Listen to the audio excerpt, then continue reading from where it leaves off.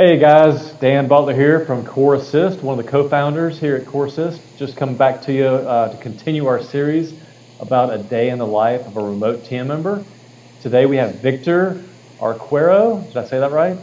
Yeah, it's Arcaro, but Arquero. I'm close. Yeah. Still close learning enough. my pronunciations, but welcome to the show. Thank you, Victor. Yeah, thank you for having me. Yes, sir. What time is it over there where you are? It's 10:30 p.m. PM. Okay. All right. Just getting started. Tell us, we just jump right in. Tell us a little bit about your background. Like what have you done the last 10, 15 years, and kind of tell the audience what that looks like. Yep. So I worked in the call center industry for 16 years, Okay. since 2006. Rose from the ranks, started out as an agent. When I got out of the industry, I was already an operations manager, so handling Okay. about 10, sometimes 20 teams. It depends on the Oh, account. So yeah, so that mainly is the background that I have before joining you guys. Except of course, before I joined you, I also started a startup company with a friend. Um, we had a business wherein we rent out cars, something like that, and even developed an app for it. So just like Uber, but uh, it's a bit different because the car is rented out like for a day or two or a week or a month, something like okay. that. What tell the people listening, what does BPO stand for? What does that mean to you? Business processing. So business processing. Sorry, I forgot the last word. Outsourcing, maybe? Outsourcing. Yeah. So I'm Okay. not so sure outsourcing, Yeah. but so that is a basically the call center industry we're in. A company would get accounts from other countries, and then we give them the service. Like for example, for my experience, I've always been handling technical accounts, Mm-hmm. meaning we give technical support Okay. to other companies. Like for example, I've handled North America. I've handled some telcos as well in Australia and United Kingdom. So So accounts there. did you travel to these call centers? Did you work from home? Um, there was once I was sent to the U.S. in Arizona to get some training, Yeah. but we usually work out of the office. We Head have office. offices here in Manila for Okay. uh, for my for my previous company. And how long does it usually take you to get to work? What does that look like for you? Oh wow, talking about that. Um, so just to give you an idea, with my last company, it's usually a 45-minute drive. Usually when it's Okay. like free of traffic, but it takes me sometimes 2 to 3 hours, and that's one way to get there. And Wow. it's not every day that it's that bad, but it gets worse, especially during the Christmas and rainy seasons. Gotcha. Okay. So what was it like to transition to home based? What was that like for you? I mean, like pros, cons, what did you? Oh yeah, so first, I'm glad that Chorus has accepted me. I know I did not have any experience being Mm, working from home base, but they gave me that chance. So for the pros, I guess first, of course, speaking of traffic, I don't have to go through 4 to 6 hours of my day being wasted in traffic. yep. Um, that's one. And I've always liked to be a hands-on dad to my 6-year-old. So that gives me really the when I'm working now with you guys, that gives me time to be with my son. And especially he has some kind of sickness wherein we really need to give him some attention.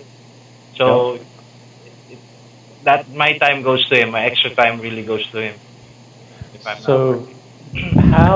and this is the first time I've been able to ask this question, how has like the quarantine, you know, what has that done to people that aren't home based versus in the Philippines versus home based? What does that look like for most people? I haven't asked that question yet, so I just thought I'd Yeah, and it's a very good question because it has been one of my discussions with my friends who has work that they need to go to the office.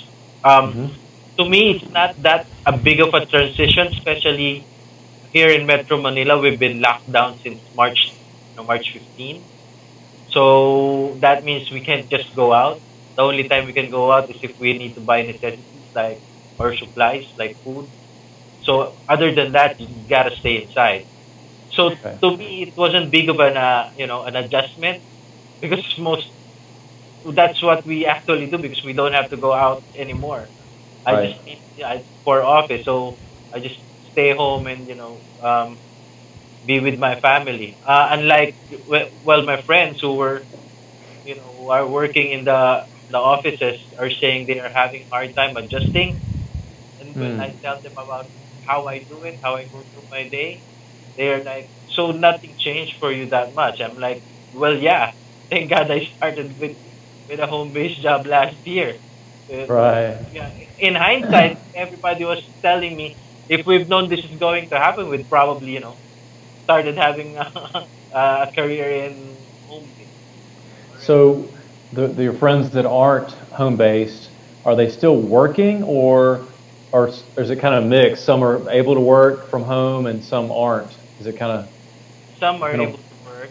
Yeah. Then so there's some unfortunate friends of mine where they were let go from the Mm. company. That that's sad. And some of them who really cannot do work at home. Um, some companies still pay them, but some only, for example, lasted only a month. They really can't give out their salaries anymore. So it's kind of Gotcha. hard for them. Yeah. So some of them, Well, of course, are looking for work right now, home based. so switching gears for a minute, what do you do now? What's your role? What kind of job duties do you do? What kind of things do you take care of?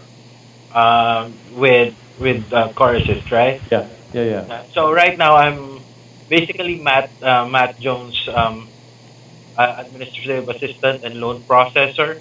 Mm. So basically, when a loan application comes in, that's when I start working on them. Like Yep.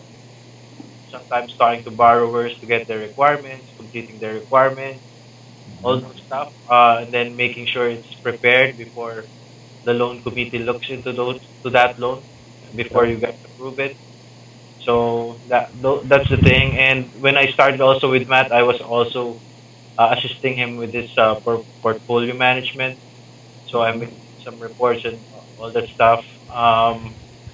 And any other thing that Matt needs help on, I usually just tells me what to Is do.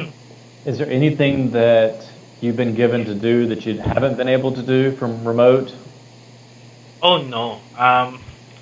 With the setup that we have right now, and I and as I said, I started 2006 with technology already. But Hmm. with how the technology has grown, anything that needs to be done and the software that we have, it can be done, from remotely. So I don't think I can't think of anything maybe unless I need to sign a document, which we can also do Do electronically. That's right. through electronically, Yep. right? Yep. So I don't think of anything that we cannot do remotely.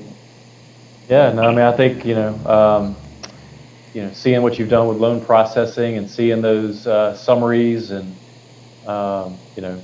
to be able to make quick decisions on whether to do a loan or not do a loan and all that stuff. That's been very advantageous. I know on the loan business side to see the work you put in and every day, and I know Matt and the team appreciates that. So that's cool to see that you can do all of it. Like from I don't know how many miles away you guys are, but it's quite it's quite a distance. So Yeah, half the um, world away.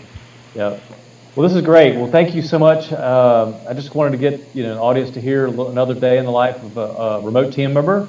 And Victor, I know you're one of the key players on the loan business, and appreciate all you do. And uh, yeah, that's it. So thanks so much for coming on and being a guest. Oh, thank you for giving me the time as well and for inviting me. Yeah, absolutely. All right, have a good day. You too. Have a good All day. right, Bye. thanks.